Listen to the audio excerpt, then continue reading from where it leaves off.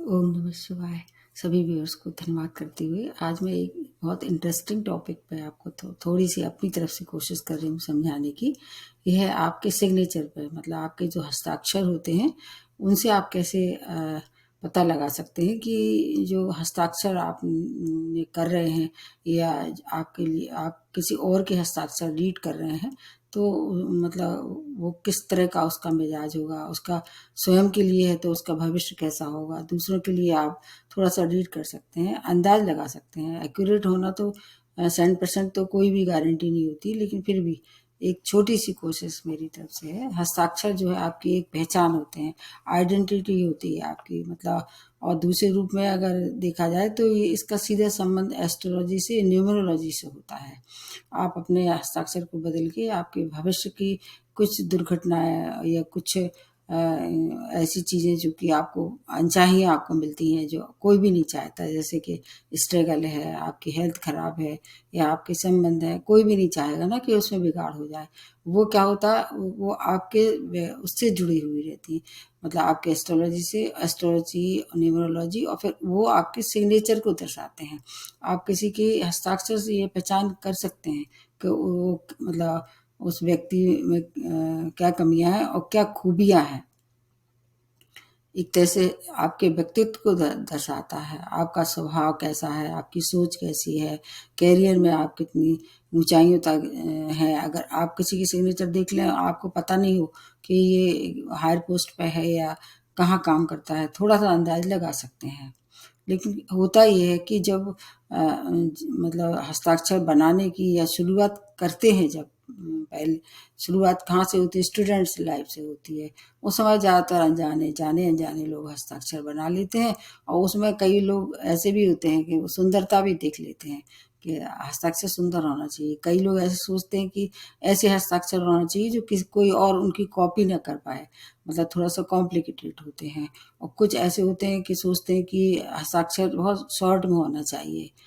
कुछ उसके अतिरिक्त कुछ ऐसे भी सोच सकते हैं कि बहुत लंबे चौड़े हस्ताक्षर होना चाहिए। अपनी अपनी सोच है, लेकिन वो सोच एक साधारण सोच नहीं होती है। उसका सीधा कनेक्शन आपके नंबर से, जो आपकी डेट ऑफ बर्थ है, आपके ग्रह हैं, उनसे होता है। तो ये आप अगर थोड़ा सा अपने आप में चेंज कर पाए, जो कि कठिन होता है, क्योंकि एक लंबे अरसे के बाद है, फिर थोड़ा सा सिग्नेचर में चेंज करना टफ होता है, लेकिन असंभव नहीं होता है। ज्योतिष में तो इसको नहीं कह सकते हैं, ये दूसरा सब्जेक्ट है। लेकिन हाँ, इसको हम ग्रह से कनेक्ट करके देख सकते हैं, नंबर से कनेक्ट करके देख सकते हैं कि अगर आपका नंबर कोई सा जो नंबर है उसको आपको कैसे सिग्नेचर आपको सूट करेंगे, मतलब ये है।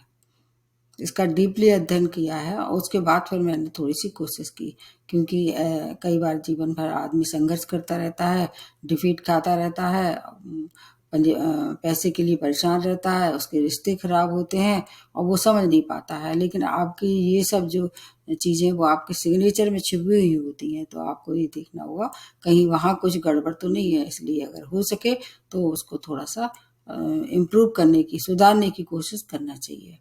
कई लोग ऐसे भी होते हैं कि जो दो तरह के हस्ताक्षर रखते हैं, कि जहाँ पर अगर मान लीजिए मनी से संबंधित कोई काम करना है उसके लिए अलग, और अगर सिंपल कहीं कोई साइन करना है उसके लिए अलग होते हैं। तो ये थोड़ी सी अलग टॉपिक है, इसको अभी नहीं बता रही हूँ मैं, अभी के हिसाब से बताना चाहती हूँ। पहले तो मैं बता रही हूँ कि हस्ताक्षर ज़्यादातर मतलब कौन से अच्छे माने जाते हैं, और मतलब कौन से हस्ताक्षर थोड़े से अशुभ माने जाते हैं या थोड़े से खराब, आपका भविष्य खराब करते हैं। सबसे पहले आपको जो आपके जो सिग्नेचर है वो 180 डिग्री पे होना चाहिए। आप जानते हैं ना, 180 डिग्री मतलब सीधे, बिल्कुल बिल्कुल ऐसे नहीं होना चाहिए कि वो नीचे की तरफ झुके, बिल्कुल भी नहीं होना चाहिए। थोड़े ऊपर की तरफ झुका सकते हैं। जैसे मान लीजिए आपने सीधी लाइन की, उससे थोड़ा सा तिरछापन ऊपर की तरफ दे सकते हैं। तो उसमें क्या है कि आपका ये जो भविष्य है, आपके जो जीवन की कहना प्रगति है, वो ऊपर की तरफ जाएगी। अगर कुछ लोग ऐसे करते हैं कि जो नीचे की तरफ झुके सिग्नेचर बना देते हैं, उसका मतलब ये है कि आप पूरे जीवन भर परेशान रहेंगे और आपकी प्रगति नहीं होगी, ग्रोथ नहीं होगी, क्योंकि आपने अपने हस्ताक्षर को नीचे की तरफ मोड़ लिया है। तो ज़्यादातर कोशिश तो यही करना चाहिए कि या तो 180 डिग्री के बनाए या हल्के से ऊपर करके और सिग्नेचर समाप्त करें। एक तो ये सबसे ज़्यादा प्रमुख बात है। लेटर्स ज़्यादातर सब कैसे होना चाहिए, स्पष्ट होना चाहिए। एक ये भी बात है, कई बार अस्पष्ट लेटर होते हैं, उनसे भी थोड़ी सी सिग्नेचर की जो है वो करने से थोड़ी ग्रोथ रुक जाती है। अगर आप सीधे और सपाट लाइन में मतलब लिखते हैं 180 डिग्री पे, तो आपके पास कैसे जीवन आपका जो है वो स्ट्रगल आपके जीवन में अगर हो रहा है तो कम होगा, और माइंड सेटअप दिखाता है आपका, मतलब दिमाग कितना ज़्यादा व्यवस्थित है, हर चीज़ आपकी कितनी व्यवस्थित है और आप ऊंचाइयों तक पहुंचने की इच्छा रखते हैं। तो एक तो ये पॉइंट हो गया।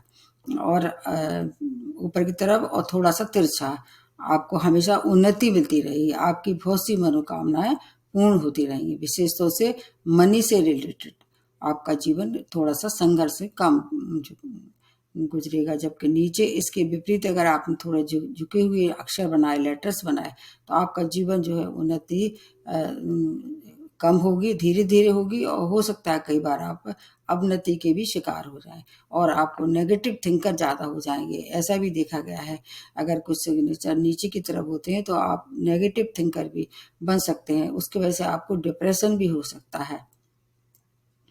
और पास्ट ओरिएंट ऐसे लोग हो सकते हैं जो मतलब पास्ट में ज़्यादा जीते हैं, उनके संग क्या हुआ है, उनके मतलब फादर के संग क्या हुआ है, उनके ग्रैंडफादर के संग क्या हुआ, वो पीछे की दुनिया में ज़्यादा अपने आप को ले जाने की कोशिश करते हैं। इसलिए कभी भी अपने सिग्नेचर जो है वो नीचे की तरफ झुका के नहीं करना चाहिए, कोई भी, चाहे प्रथम अक्षर हो चाहे आपका लास्ट का अक्षर हो। और इसके अलावा आपके लेटर्स जो है वो आपको ये भी दर्शाते हैं कि आप कितने सुव्यवस्थित जीवन व्यतीत करते हैं। आप लेटर्स कैसे होना चाहिए, खूबसूरत होना चाहिए, कोई भी ऐसा लेटर नहीं हो जो कि आपको ऐसा पढ़ने में अस्पष्ट हो। तो ये, और कई लोग ऐसे करते हैं कि जो सिग्नेचर होते हैं उसके नीचे एक लाइन खींच देते हैं। नीचे लाइन खींचना अच्छा है, नीचे लाइन खींचने आपके लिए शुभ संकेत हैं। लेकिन अगर आपने क्या है, लाइन की जगह डॉट अगर आपने सिग्नेचर के बाद में लगा दी, जो एक डॉट हो सकती है, दो डॉट भी हो सकती हैं, तो ये आपके लिए थोड़ा खतरनाक हो सकती है। डॉट का मतलब समाप्ति, आपको मालूम कि डॉट का मतलब फुल स्टॉप होता है, तो मतलब आपकी तरक्की वहीं समाप्त होने की ओर रहेगी। हर बार आपको नए प्रयास के संग आगे बढ़ना पड़ेगा। तो एक तो आपको लाइन नीचे खींचना है, और उसको जो कई लोग सिग्नेचर को क्या करते हैं, सिग्नेचर करने के बाद एक पूरा उस पर उसी पेन को उसको राउंड कर देते हैं, मतलब कैप्चर कर देते हैं। तो ये भी ठीक नहीं है, क्योंकि आप बाउंडेड प्रतिबंधित हो जाते हैं। तो इसलिए राउंड नहीं करना है और डॉट नहीं लगाना है, लाइन खींचना है, वो भी नीचे की तरफ। एक ये सबसे अच्छा संकेत है। सिग्नेचर स्पष्ट होना चाहिए, संपूर्ण होना चाहिए। कोई भी अक्षर जो, चाहे प्रथम हो, चाहे लास्ट का अक्षर हो, चाहे मतलब बीच में कोई अक्षर हो, अधूरा नहीं होना चाहिए, कटा नहीं होना चाहिए। कई बार ऐसा होता है आप सिग्नेचर करते करते और उसी पेन को आप किसी बीच में लाके उसको किसी भी उसके लेटर्स को काट देते हैं।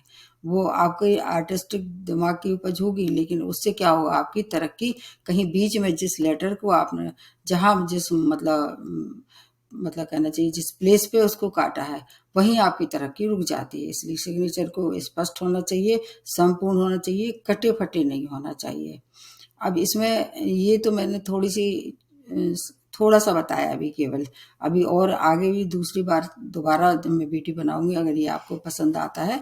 अब मैं थोड़ा सा नंबर और प्लानिट के हिसाब से जोड़ के बताती हूँ आपको, क्योंकि मेरा मतलब मैं एस्ट्रोलॉजर हूँ, इसलिए मैं उसको हर एक चीज़ को प्लानिट से और थोड़ी बहुत मैंने न्यूमरोलॉजी की भी स्टडी की है, तो इसलिए दोनों को कनेक्ट करके बताती हूँ। उसके बाद का जो अगला वीडियो होगा वो फिर मैं थोड़ा सा और अलग टॉपिक पे इसी विषय को लेके बनाऊंगी, मतलब इसी विषय ये रहेगा, टॉपिक दूसरा रहेगा। अब इसमें ऐसे भी होता है कई बार कि आप एक से ज़्यादा सिग्नेचर रखते हैं, तो ये इस पे मैं दोबारा आपको बताऊंगी। अब सबसे पहले शुरुआत करते हैं, अगर एस्ट्रोलॉजी और न्यूमरोलॉजी से जोड़ के देखते हैं तो आपका अगर मतलब नंबर 1 है तो उसके स्वामी कौन होते हैं? सन होते हैं। ऐसा देखा गया है कि जो नंबर 1 वाले और सन से प्रभावित, मतलब सूर्य से प्रभावित जो लोग हैं, वो कैसे होते हैं? उनके हमेशा सिग्नेचर 180 डिग्री पे और बिल्कुल अच्छे साइज में, एक समान साइज में होते हैं। मतलब उनके जो प्रथम लेटर होता है वो एकदम बड़ा होता है, जो लास्ट का लेटर होता है वो भी बड़ा होता है।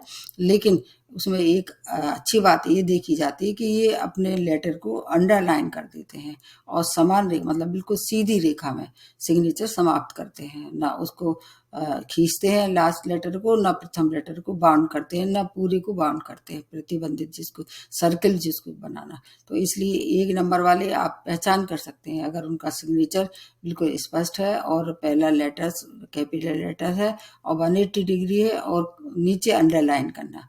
ये एक सन का मतलब आपके ऊपर समझ लीजिए डोमिनेंट नेचर और आपके लिए मतलब उच्च पद की प्राप्ति के लिए ये देखे जाते हैं ऐसे लोग अक्सर। अब उसके बाद नंबर 2, अब इनके जो लॉर्ड से चंद्रमा के पास है, तो इनके लिए आपने देखा होगा जो नंबर 2 वाले होंगे और चंद्रमा का प्रभाव होगा, तो इनका जो प्रथम लेटर होगा, जो फर्स्ट लेटर होगा, वो गोलाई लिए होगा, जैसे चंद्रमा गोल होता है। और ये पूरा का पूरा कोई भी लेटर होता, कहीं ना कहीं इनके जो सिग्नेचर में आपको सर्किल दिख जाएगा। सर्किल वो कहीं ना कहीं तोड़ मरोड़ के बना लेंगे, जहाँ नहीं बन रहा होगा वहां बना लेंगे। उससे क्या होगा कि उनके मन मस्तिष्क में हमेशा एक ऐसा द्वंद्व चलता रहेगा कि ये अनिर्णय की स्थिति में रहेंगे। और ऐसे लोग अक्सर वैसे कल्पनाशील होते हैं, संवेदनशील होते हैं, भाविक होते हैं, लेकिन हमेशा क्या है, ये डिप्रेस और अनिर्णय की स्थिति में रहते हैं। तो ऐसे लोग जो कि चंद्रमा से प्रभावित होते हैं, कोशिश ये करना चाहिए कि जो उनका जो सर्किल जो वो बनाने की कोशिश कर रहे हैं पूरे मतलब सिग्नेचर में, सर्किल को अवॉइड करें और प्रथम लेटर जो है वो ऐसे बनाए कि वहाँ ट्रायंगल हो या माउंटेन वहाँ पर बने। तो इसके लिए आप स्वयं कोशिश करिए, बार बार बनाइए और फिर आपको अगर समय सूट करता है तो सिग्नेचर बदल भी सकते हैं।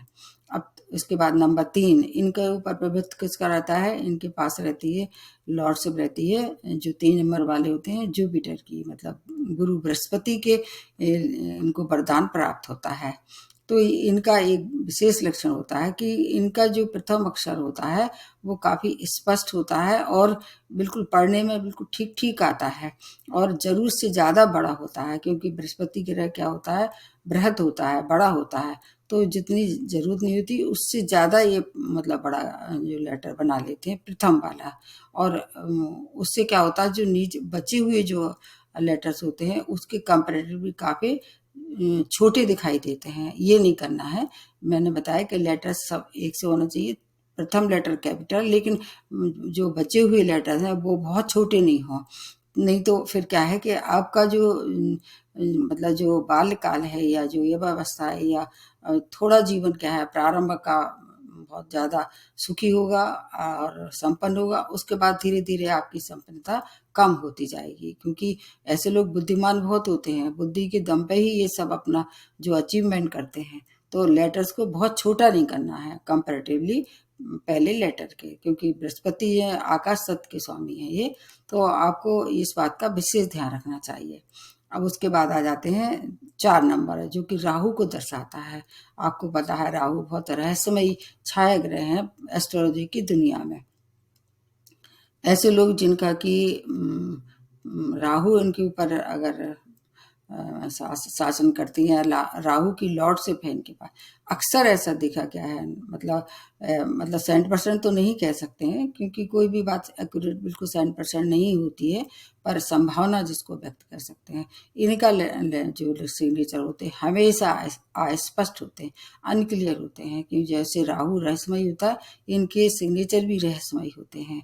और फिर उसके बाद ये क्या है, अपना सरनेम जो है वो इनका वो भी इनका पढ़ने में नहीं आता है। तो इनको क्या करना है कि जो लेटर जो भी लिखते हैं, प्रथम लेटर जैसे हर एक के लिए मैं बता रही हूँ, वो तो आपको बड़ा स्पष्ट होना ही चाहिए कैपिटल में, और सरनेम का भी इनके लिए महत्व होता है 4 नंबर वाले, उसको भी पहला लेटर कैसे रखें, कैपिटल रखें, और जो भी आप मतलब बनाते हैं मिला के बनाएं, बीच में गैप ना दें, मतलब नेम और सरनेम दोनों मिला के बनाएं, और दोनों ही लेटर्स जो है वो कैसे रखें, कैपिटल रखें, स्पष्ट रखें 4 नंबर वाले। तो इनके जीवन के जो रहस्य हैं स्वतः ही खुलना शुरू हो जाएंगे। इसके बाद का जो मैं वीडियो बनाऊंगी उसमें और मैं डिटेल से बताऊंगी, इसमें बहुत लंबा हो जाएगा, इसलिए न्यूमरोलॉजी को ही सबसे ज़्यादा इम्पोर्टेंस दे रही हूँ और प्लैनेट को। अब उसके बाद नेक्स्ट जो नंबर बनता है वो है 5 नंबर। इन पे अधिपत्य किसका रहता है, बुध का। आपको पता होगा बुद्ध प्रधान लोग काफी बुद्धिमान, इंटेलिजेंट और कैसे व्यापार बुद्धि वाले होते हैं, तो व्यापारियों के हिसाब से सिग्नेचर बनाना चाहिए इनको। कैसे सिग्नेचर, इनके सिग्नेचर ऐसे देखे जाते हैं अक्सर कर कि छोटे होते हैं और ऐसे लगता है हमेशा जल्दी में रहते हैं, सिग्नेचर की करने की भी इन्हें जल्दी रहती है, शॉर्ट रहते हैं और बहुत छोटे रहते हैं, और मतलब छोट मतलब कम में, मतलब कम अक्षरों में ये अपना सिग्नेचर खत्म कर देते हैं। इसलिए ऐसा महसूस होता है कि इनके सिग्नेचर मतलब कहीं एक 2-3 अक्षर के बाद ही रुक जाएंगे, लेकिन एक्चुअली ऐसा नहीं होता है, क्योंकि बुध क्या है, एक छोटे ग्रह हैं, फास्ट ग्रह हैं, तो अपने सिग्नेचर को थोड़ा सा आपको डिग्निटी बना के और थोड़ा लंबा करना चाहिए, शॉर्ट में उसको ख़त्म नहीं करना चाहिए। अन्यथा आपकी जो बुद्धि है, आपका जो आपके पास जो इंटेलिजेंस है, उसकी उपयोग सही नहीं कर पाएंगे, एक समय के बाद आपकी ग्रोथ रुक जाएगी। उसके बाद जो नेक्स्ट बनता है नंबर वो 6 नंबर है, ये शुक्र का नंबर है, आपको पता होगा ये ग्लैमर का नंबर है, जो बॉलीवुड है जितने भी आर्टिस्ट हैं उनको ये दर्शाता है। तो इनके सिग्नेचर आपने देखा होगा कि ज़्यादातर इनके आर्टिस्टिक होंगे, जो प्रथम लेटर होगा वो क्रिएटिविटी लिए होगा, अगर नहीं होगा तो फिर इनको सफलता भी नहीं मिलेगी, एक ये भी बात है। तो अगर इन मतलब ऐसे फील्ड से जुड़े हुए हैं जहाँ ग्लैमर है, बॉलीवुड है या मॉडलिंग है, तो उसको प्रथम अक्षर कैसा बनाना चाहिए, आर्टिस्टिक बनाना चाहिए, कोई भी अक्षर हो सकता है। उसके लिए मैं दोबारा अक्षर को लेके मैं दोबारा बताऊंगी, अभी के लिए बताती, प्रथम अक्षर थोड़ा सा कैसा सुंदर होना चाहिए, क्रिएटिविटी आपको दिखना चाहिए फर्स्ट लेटर से। ठीक इसी तरह से आपका सरनेम भी ऐसा दर्शाए वो कि बहुत सुंदरता, आकर्षण जिसको कह सकते हैं, क्योंकि शुक्र एक आकर्षक ग्रह माने जाते हैं, तभी आपको पूरा फल मिलेगा जो नंबर है और आपके प्लैनेट का। अब उसके बाद जो आ जाते हैं अगला जो नंबर होता है वो है 7 नंबर, ये केतु का नंबर है। राहु की तरह इनके भी सिग्नेचर काफी कुछ कैसे होते हैं, रहस्यमयी होते हैं और हमेशा अस्पष्ट होते हैं। कई कई बार ऐसा होता है, ऐसा मालूम होता है कि कहीं अधूरा तो नहीं है इनका सिग्नेचर, मतलब ऐसा बीच में कहीं कट करके और छोड़ देते हैं। तो इससे क्या होगा कि इनका जीवन जो है वो हमेशा मुश्किलों से जूझेगा, मतलब हमेशा ये क्या करेंगे, वैसे तो केतु को पताका कहते हैं, लेकिन अगर ये ऊपर जाके सिग्नेचर खत्म करते हैं या ऊंचाइयों से शुरू करते हैं तो केतु का प्रभाव कम होगा और फिर बुलंदियों तक आपको पहुंचाने में ये सहायता करते हैं। सिग्नेचर का पहला अक्षर हमेशा बड़ा स्पष्ट होना चाहिए, कभी भी अधूरा नहीं छोड़ना है। उसके बाद जो अगला नक्षत्र है, अगला प्लैनेट है वो है शनि का, और नंबर है उसका 8। तो 8 नंबर वाले हमेशा देखना आप कोशिश करते हैं वो कि रिंग में बनाए, जो पहला अक्षर होगा उसको कहीं तोड़ मरोड़ के रिंग के रूप में आकार दे देते हैं। रिंग मतलब कि एक छल्ला की तरह, वो नहीं करना है। अगर आपका मतलब कोई ऐसा लेटर ही है जिसमें छल्ला बनाया है उसमें, तो उसको क्या है कहना चाहिए, माउंटेन की तरह यूज करना चाहिए या ट्रायंगल की तरह यूज करना चाहिए, तब इसका शनि का प्रभाव आपको अच्छा मिलेगा। अन्यथा फिर जो शनि है वो आपके जीवन में और स्ट्रगल बढ़ा देगा, आपके जॉब में परेशानी करेगा वो। तो इसको क्या है, आपको ट्रायंगल या माउंटेन के रूप में देना है प्रथम अक्षर। और एक ये भी देखा जाता है कि ये शनि प्रधान जो नंबर होते हैं वो अपने सिग्नेचर को खींचते हैं, जैसे कि लास्ट का कोई भी लेटर इनका कम मतलब जो होता है लास्ट लेटर, उसको एक लंबी लाइन खींच देंगे, उसी मतलब लेटर को थोड़ा सा खींच के बनाते हैं। तो ये इनको ये नहीं करना चाहिए, नहीं तो इनका जीवन और ज़्यादा संघर्षमय हो जाएगा। इसलिए अब अगले बार जो मैं बताऊंगी उसमें फिर आपको कमियां दूर कैसे करेंगे इस पे बताऊंगी। और लास्ट में जो बनता है ये है नंबर 9, ये मंगल का नंबर है। तो ये इसमें आपके लेटर्स कैसे होते हैं। मंगल आप जानते हैं बहुत उग्र ग्रह हैं, ये गर्म ग्रह हैं, तीखे ग्रह हैं, तो ये अक्सर कर ऐसे देखे जाते हैं कि इनके जो लेटर्स होते हैं 90 डिग्री पे ज़्यादा होते हैं। 90 डिग्री पे वैसे होना चाहिए 45 डिग्री पे, लेकिन इनके लेटर्स 90 डिग्री पे ज़्यादा देखे गए हैं। वो कैसे होते हैं, थोड़े से तीखापन लिए हुए होते हैं, लड़ाकू झगड़ेलू जिसको कह सकते हैं। इनके लिए इसके लिए उग्रता दिखाते हैं, हर छोटी छोटी बात पे गुस्सा होना, क्रोध दिखाना, इस बात को 90 डिग्री का प्रतीक होता है। तो ऐसे लोगों को अपना जो लेटर है वो 45 डिग्री पे रखना चाहिए और 180 डिग्री। दो चीज़ों सबसे ज़्यादा महत्वपूर्ण होती है अगर डिग्री के हिसाब से देखा जाए, अन्यथा पर परेशानी आपको ज़्यादा भुगतनी पड़ेगी। तो मैंने न्यूमरोलॉजी और प्लानिट को ये मिला के बता दिया है।